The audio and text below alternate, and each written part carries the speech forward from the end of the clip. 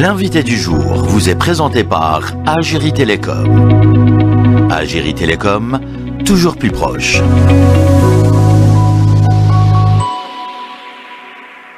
Professeur Belhadj, bonjour. Bonjour et merci pour l'invitation. Merci à vous d'avoir répondu à notre invitation. Les accidents de la route, on en parle tous les jours. Ils font tous les jours plusieurs morts, 11 morts et plus de 50 blessés sur nos routes en moins de 24 heures. 11 morts rien que dans la nuit. Des bilans effrayants qui sont donc communiqués au quotidien par les différents services de sécurité. Au niveau des services de médecine légale, c'est des cas qui atterrissent également chez vous, professeur. D'abord, Allah yarhamhum.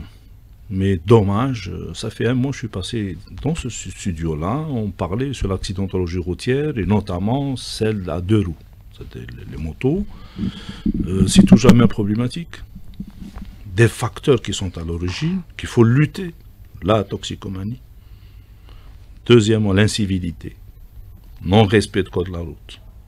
Tous ces facteurs-là sont toujours, on les retrouve toujours à l'origine justement de ces accidents mortels et notamment dans les grandes villes du sud, parce qu'il y a beaucoup de distance, la nuit. Ce sont des facteurs, on parlait même des mouchards, d'une politique de contrôle, un suivi particulier du véhicule et du conducteur. Hélas, nous assistons d'une manière impuissamment devant ces situations inadmissibles. Humainement, c'est énorme. Un nombre de décès, c'est un teint d'œil pour certaines nations, c'est pas normal. Il faut que l'État doit civil quand même. Doit civil d'une manière et aussi on continue d'y aller à lutter contre les fléaux, justement, la toxicomanie, l'incivilité, le non-respect du code de la route.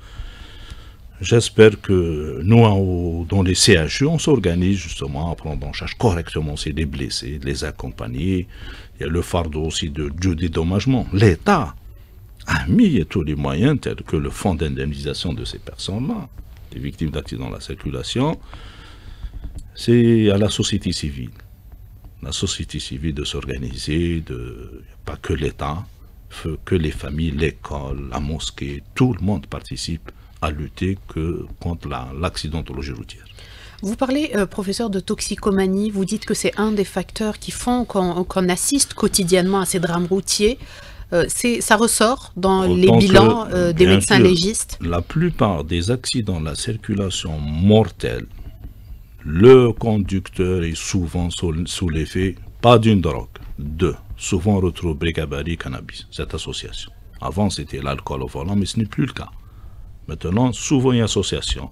Il y a un phénomène syndromique, sujet jeune, excès de vitesse, et l'effet de la drogue, souvent on retrouve cannabis, Bricabari.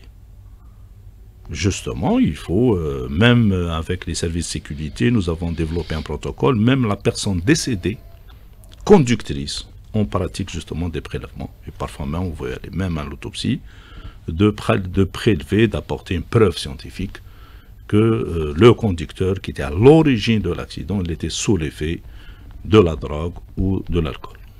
Alors justement, donc aujourd'hui c'est un fait, vous le dites, c'est souvent le cas, souvent sous emprise de drogue, donc ces chauffeurs qui causent ou qui décèdent dans des accidents de la route. Le rôle justement aujourd'hui des chercheurs, des hospitalo-universitaires dans l'élaboration d'une stratégie pour lutter contre les accidents de la route, à commencer par la lutte contre la toxicomanie. Écoutez, nous, hospitaliers universitaires, nous sommes l'élite quand même de toute une pyramide dans un système de santé ou au niveau de l'enseignement supérieur.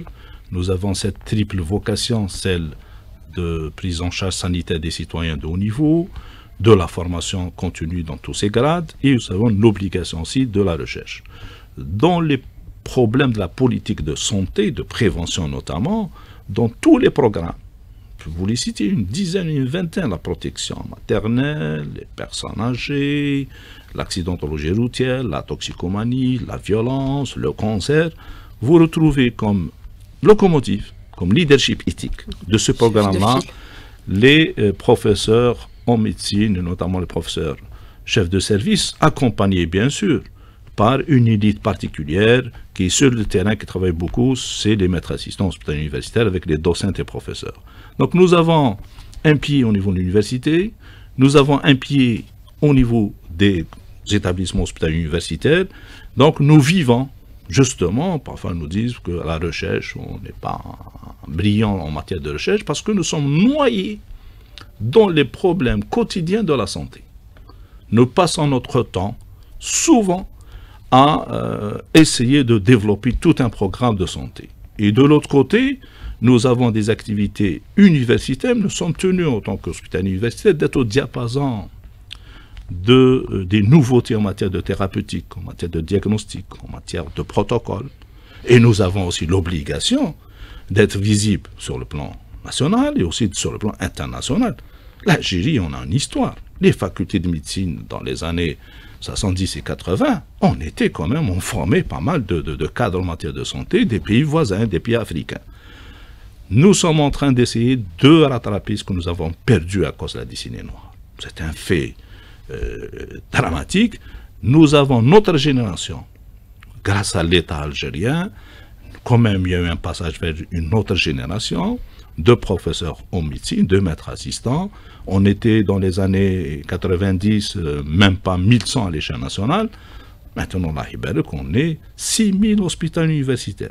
C'est pas beaucoup, mais quand même, c'est l'élite médicale. Je peux vous donner ce que nous recevons dans l'échiquier universitaire, le nombre d'étudiants, nous recevons des étudiants dont le dernier, il a un bac à 16,5. 19, donc nous recevons réellement l'élite universitaire. Il nous faut une stratégie, il faut accompagner ce corps-là, il faut l'encourager et aussi il faut le protéger.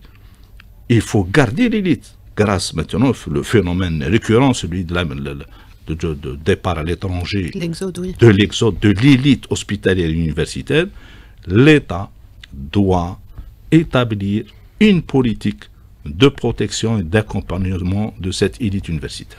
Alors cette politique a déjà commencé quand on voit le statut qui a été donc adopté récemment, il y a de cela quelques mois, donc le nouveau statut des enseignants-chercheurs hospitalo-universitaires, qui est donc un acquis pour les professionnels, professeur Belhadj. Nous, en tant que partenaires sociaux, nous sommes syndicats d'élite. Nous savons toujours, lorsqu'il y a des choses de bonnes choses, on le dit. Il y a des choses qui ont été faites. Un nouveau statut, régularité des concours, augmentation du nombre de postes, et on a même réussi à avoir les postes supérieurs. Avant, les postes supérieurs, c'était à la santé. Regardez cette ambivalence. Nous appartenons à l'enseignement supérieur, mais les postes supérieurs, c'était la santé, chef de service, chef d'unité.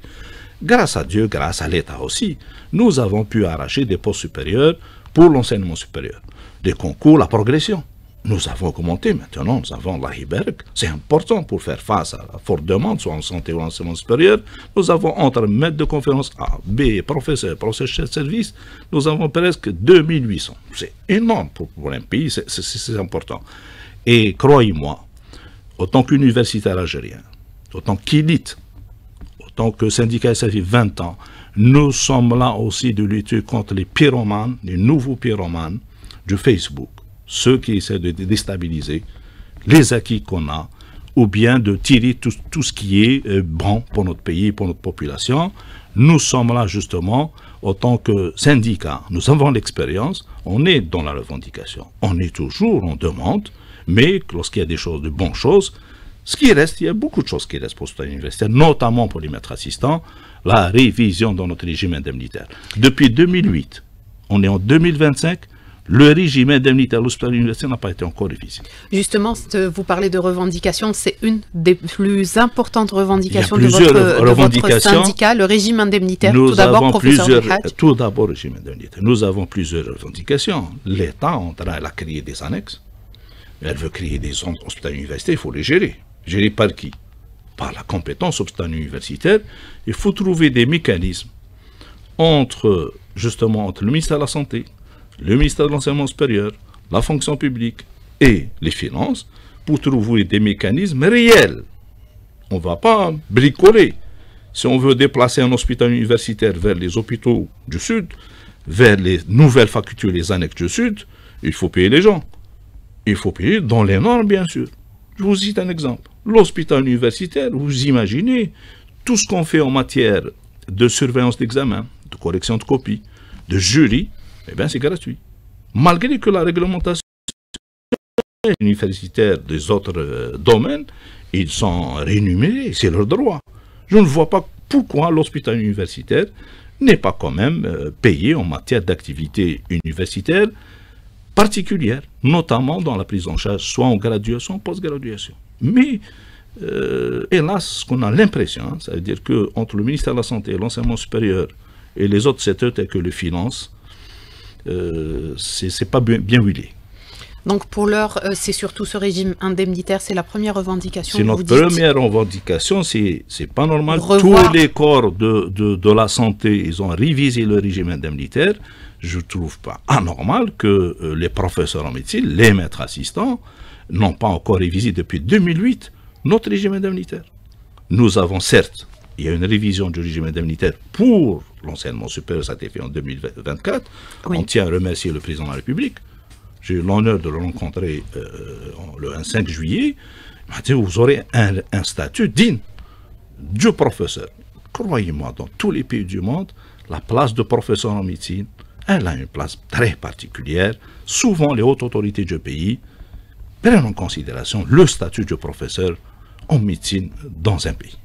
En plus du régime indemnitaire, les principales attentes, professeur? Il y a aussi, nous sommes en train d'élaborer l'activité lucrative. Nous devons trouver des mécanismes, justement, comment lutter contre le départ massif de l'élite hospitalière universitaire, soit vers le public, vers le privé, pardon, ou bien vers l'étranger.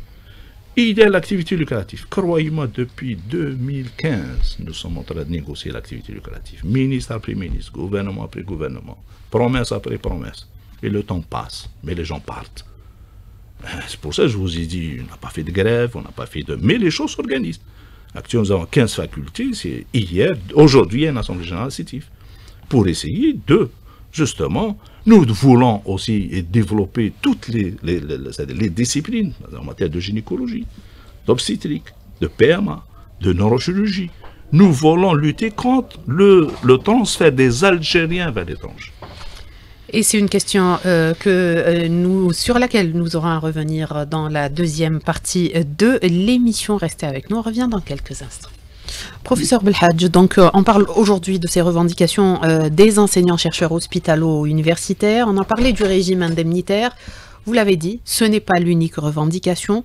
Une amélioration donc des revenus pour retenir donc ces enseignants, ces professeurs, ces maîtres assistants, les retenir ici en Algérie, c'est la priorité.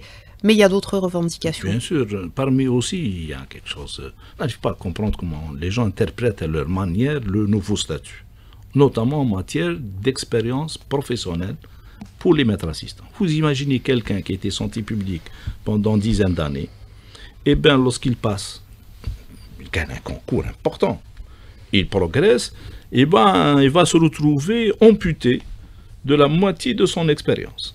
C'est-à-dire il va démarrer, et s'il a un poste supérieur, c'est encore plus dramatique.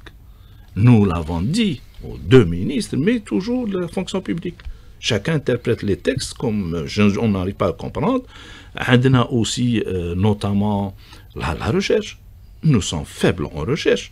En matière d'hôpital universitaire, nous voulons trouver des mécanismes de booster les jeunes maîtres assistants, les jeunes maîtres de conférences, justement à exercer bien dans les CHU, enseigner parfaitement et aussi faire la recherche pour pouvoir publier. Nous allons revenir justement sur la combine recherche et médecine professeur, mais avant vous avez parlé des activités lucratives. Vous dites que donc les enseignants, chercheurs hospitalo-universitaires se battent depuis 2015 pour donc avoir droit d'exercer une activité lucrative en plus donc de l'exercice au niveau de l'université, au niveau de l'hôpital. Qu'est-ce qui bloque? Pour l'activité, pour l'histoire, il y avait au début, dans les années 90, il y avait l'activité complémentaire. C'était une mauvaise expérience. Je le dis, c'était une mauvaise expérience. Les gens passaient leur temps au privé que dans le public. Nous sommes contre. C'est justement la question qui se pose aujourd'hui. Nous sommes contre. Nous, on a fait des propositions claires et nettes. C'est que possibilité de travailler les jours fériés et les week-ends, et au-delà de 16 heures. Si un des hospitaliers universitaires, quel que soit son nom, même un professeur chef de service, s'il est attrapé dans une clinique privée, il doit fermer la clinique et radier le professeur qui travaille concerné. Deuxièmement, on leur a dit, ils doivent payer les impôts dans un système forfaitaire. Ils doivent contracter une assurance. Il est inconcevable qu'un professeur en médecine puisse travailler dans l'illégalité, avec un faux nom, avec un faux cachet. Et parfois, on a des incidents, des problèmes de justice, des problèmes. Ce n'est pas éthique. Ce n'est pas déontologique. Nous voulons. Et la loi, elle est claire. Elle ne concerne pas que les hospitaux universitaires. La nouveauté, c'est que la loi permet aux enseignants-chercheurs de faire l'activité lucrative. Elle permet aux médecins spécialistes de faire l'activité et aux hospitaux universitaires. Mais ça retarde des visions différentes. Des textes d'application. Des textes d'application. Nous voulons, je vous le dis, nous avons sollicité. Nous, en tant que syndicat, on veut évaluer les gens, contrôler les gens. Nous sommes traités de la même manière. Celui qui vient 7 sur 7 et qui travaille, qui est sérieux, qui innove, qui aide le système de santé, il est rémunéré au même titre que quelqu'un qui passe son temps dans le privé. Ce n'est pas normal. Ou bien quelqu'un qui n'a jamais fait de recherche. Dans un pays qui se respecte, quelqu'un qui ne publie pas, aucune publication pour un an, il est mis dehors. Il faut évaluer les gens, mais évaluer tous les secteurs aussi. Donc c'est pour cette raison, nous, en tant qu'hôpital universitaire, nous sommes noyés dans les problèmes de la santé. Au détriment de la recherche. Au détriment de la recherche. Il faut protéger les hospitaux. Je le regrette. Je le dis, un collègue à Bebzouar, un professeur, ce n'est pas comme au CHU. CHU, dès que je stationne, nous sommes entourés par les voisins, les cousins, le problème de la population pour la prise en charge sanitaire. Comment voulez-vous faire de la recherche au quotidien lorsqu'on n'arrive pas même pas à stationner? C'est des choses souvent soulevées par les hôpitaux universitaires au niveau des établissements de santé et aussi au niveau des établissements universitaires. Qu'est-ce qui est attendu? Un programme particulier, une adaptation du planning à la double casquette? Nous avons demandé d'être associés. Ce n'est pas normal que des professeurs, nous avons 30 années d'exercice, 25 syndicats. Ils ne peuvent pas nous associer dans cette commission mixte. On leur dira les vérités, notre vision. Nous sommes toujours là, nous sommes toujours professeurs sur le terrain. Tous ceux qui gravitent aux autres ministères, c'est des gens parfois qu'on les change, qui nous associent. Nous avons demandé qu'ils nous associent dans les négociations entre santé, enseignement supérieur, finances et fonction publique, qu'on leur dira des vérités avec des propositions logiques. On ne veut pas, il y a des normes. Nous sommes conscients qu'on fait partie de la fonction publique. Et on a proposé un jour de créer la fonction publique hospitalière, qui a germé. On peut discuter, on peut trouver...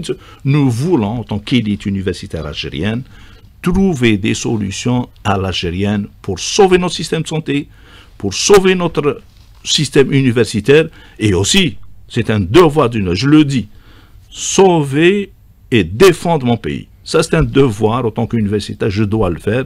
Et pour les gens qui nous connaissent, nous sommes sur le terrain de la recherche, de la santé, période Covid. J'ai assisté ici, au moins j'ai intervenu 4 ou 5 fois. C'est les universitaires algériens, avec Djish al-Abied, avec toutes les compétences algériennes, dont vous, en tant qu'universitaires, les gens nous ont aidés à faire face à une crise sanitaire. Donc c'est dans cette optique qu'il faut développer la formation de l'élite universitaire, la formation de l'élite syndicale. Vous avez été reçu, Monsieur Belhadj, professeur Belhadj, par le ministre de la Santé il y a de cela quelques mois. Est-ce que vous avez justement soulevé toutes ces revendications? Nous avons assisté à plusieurs réunions techniques. La vérité, les portes ont été toujours ouvertes. Par contre, on les a sollicités récemment par écrit, ça fait au moins 15 jours, les deux ministres ont organisé une réunion mixte regroupant la santé et l'enseignement, de soulever, parce que une fois on se réunit avec le ministre de l'enseignement supérieur et après avec celui de la santé, deux langages parfois différents, on veut, la caractéristique de l'hôpital universitaire, nous sommes un corps particulier. Une double casquette. Double casquette qui nous porte préjudice quand même. Qui nous porte préjudice, c'est un honneur dans tous les pays du monde. Être hospital universitaire, c'est le rêve de chaque étudiant. Mais nous voulons que les deux nous écoutent, mais avec passer à l'action. Passer à l'action. Nous avons dépassé, nous avons bourlingué dans les hôpitaux, dans les universités, dans l'activité syndicale. Ce n'est pas nous recevoir et faire une réunion avec PV qui vont régler les problèmes. Il est temps maintenant d'y aller vers l'action parce que la déperdition, elle est là, elle est permanente. Et aussi, ce qui nous inquiète, c'est que peut-être, d'ici demain, la génération future ne vont plus être intéressée par la carrière de l'hôpital universitaire. Alors aujourd'hui, vous associez pour l'élaboration des statuts, pour l'élaboration des différentes politiques qui concernent directement les hospitalo-universitaires. Révision du régime indemnitaire santé. Je le répète, depuis 2008, notre régime n'a pas été révisé. C'est bien, ça a été révisé pour l'ensemble des autres corps. Par contre, nous, on nous a laissé en stand-by comme ça, du jour au lendemain, c'est des choses inacceptables. Ceci concernant donc le statut des hospitalo-universitaires, vous associez également dans les différentes politiques qui concernent la santé, la recherche? Bien sûr, c'est un devoir. Je vous le dis, nous sommes chacun dans sa spécialité. Nous voulons lancer le prélèvement d'organes et de greffe de tissus. Nous voulons se lancer sur la prise en charge de l'AVC. Nous sommes en train de réfléchir à créer de nouvelles spécialités telles que la gériatrie, la prise en charge du citoyen. La personne âgée, elle est à nos portes. Croyez-moi, nous, autant dans les CHU, nous sommes sollicités constamment dans la prise en charge de la personne âgée. Nous devons trouver des mécanismes pour que la population puisse faire confiance au secteur de la santé et apprécier les acquis. C'est rare de trouver dans les pays où tout est gratuit dans un CHU. Je le dis qu'à maintes reprises, parfois des collègues universitaires étrangers nous posaient comment vous arrivez à gérer un CHU, tout ça, tout est gratuit. Eh bien, on leur dit, c'est ça l'Algérie, c'est la générosité, c'est l'aide. On ne doit pas perdre cet acquis. Encore une fois, et vous aussi, vous donnez l'occasion, ne pas oublier le secteur privé. C'est un secteur important. Le secteur et les complémentaires, ils se sont en train de se développer. Et ce qui est inadmissible pour nous, lorsqu'on voit dans certaines spécialités dans le secteur privé, je vous cite, je peux vous le dire, en ophtalmologie, le secteur privé est en train de se développer mieux que le secteur public. En matière d'infrastructure, en matière d'équipement, en matière d'exploration, même en matière de soins. L'urologie, je lance un appel à ceux qui nous écoutent, qui décident. L'urologie, il nous faut un plan Marshall. Ce n'est pas normal que dans une capitale, il n'y ait que 2 services. Dans un, il est en travaux, et l'autre, ils sont dépassés béblouettes. De prendre en charge, un homme sur 2 risque d'avoir un cancer. On doit développer une politique. Maintenant, l'urologie, elle s'est déplacée vers le privé. On doit trouver des mécanismes parmi ces plans. On a parlé au début de l'accidentologie routière, de la toxicomanie, des maladies chroniques, du cancer, du diabète, de l'hypertension, tout cela, de l'enfant. Tout cela doit interpeller tous les Algériens, tous les secteurs. Il ne faut pas laisser aussi la santé et l'université toute seule. Il faut que les autres secteurs nous accompagnent. Tout à fait, les autres secteurs qui ont également des rôles clés, chacun donc dans son domaine de compétences. Professeur, peut-être une dernière question. Lorsqu'on voit justement dans le secteur de la santé des congrès, des sociétés de médecine de différentes spécialités existent, des congrès se tiennent de manière régulière, des conclusions, des séminaires. Est-ce que où vont ces résultats? Merci beaucoup pour cette question. Il faut être pertinent. L'Algérie a besoin des gens qui ont des idées, qui passent à l'action, qui réalisent les actions. On a l'impression, parfois, on fait des congrès, on donne des recommandations qui restent lettres mortes, sans application de terrain. Je vous donne l'exemple. J'ai organisé un séminaire, ça fait 1 année et demie, sur les violences à l'égard des enfants. Il y avait parmi les recommandations, c'était de créer les urgences médico-judiciaires infantiles. Et bien, on l'a réalisé. Elle est fonctionnelle, elle marche, des enfants. Il faut que justement le concept de l'élite universitaire doit aller vers, justement, une élite universitaire moderne, qui communique, qui publie, qui passe à l'action, novatrice, elle a des idées aussi, qui partage son savoir, ses compétences pour former les générations futures et pour moderniser notre système de santé. C'est l'homme qui est la locomotive de tout un système. Ce n'est pas une politique d'un système de santé, c'est l'homme qui est la locomotive, mais doit être éthique. Alors justement, vous citez un exemple, professeur, de recommandations qui est concrétisé sur terrain, pour votre spécialité. Qu'est-ce qui freine l'application de ces recommandations, sachant qu'il y en a des centaines qui sont émises annuellement? Et on n'écoute pas qui dit application, dit finance aussi, dit équilibre régional. On souhaite qu'on a créé cette unité, mais d'habitude comme cette unité à Ouargla, au moins dans une ville, dans l'Algérie, on n'écoute pas assez l'élite universitaire. Vous ramener quelqu'un qui vous dit tout va bien, mais sur le terrain, il faut ramener des gens qui sont sur le terrain, qui ont cette fibre patriotique, qui ont cette culture de partage et cette culture éthique et déontologique, c'est important en médecine. Le médecine, c'est l'akhlaq, c'est le partage, c'est le sacrifice, et aussi c'est la raison, la sagesse. Merci professeur. On arrive à la fin de notre émission. Merci à vous d'avoir répondu à toutes nos questions. Je rappelle que professeur Rachid Belhadji, président du syndicat national des enseignants-chercheurs hospitalo-universitaires, chef de service médecine légale à l'hôpital Mustapha Bacha. Merci à vous de nous avoir prêté attention. Très bonne journée et à demain.